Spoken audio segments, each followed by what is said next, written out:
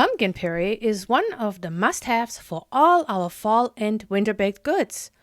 But how easy is it to make it ourselves, and what's the difference between fresh and canned pumpkin puree? Let's find out. Get 2 smaller pumpkins. These here are pie pumpkins. I got them at Walmart, and they are the best to make pumpkin pie.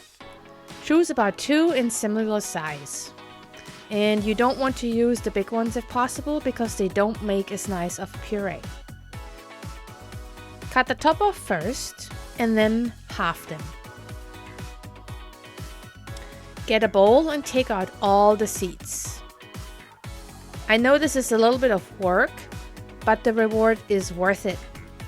Use a tool like a spoon or something to scrape out all the messy stuff. So getting back to the beginning question, what is the difference between canned and fresh pumpkin?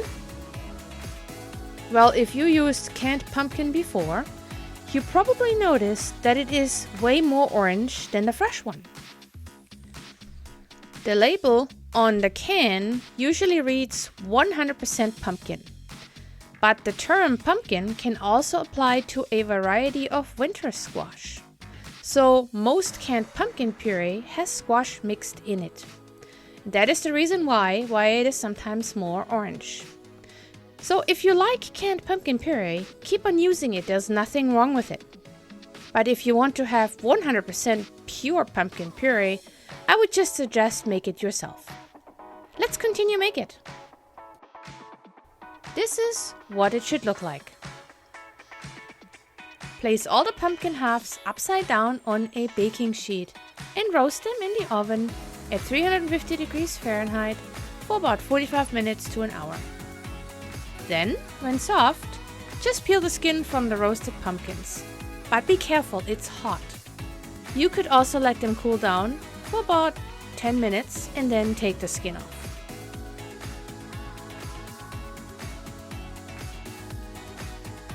After the pumpkins are completely cooled down, cut them up and put them into a food processor. And then just hit the button, and after 20 seconds, the puree is ready for being used. It should be nice and creamy. If you like to use it right away, click on the link above to follow my recipe for the pumpkin pie. Otherwise, store it in a container and put it into the refrigerator for a later use. If you have additional questions, don't hesitate to ask me in the comment section. And as always, thanks for watching, and I see you in my next video.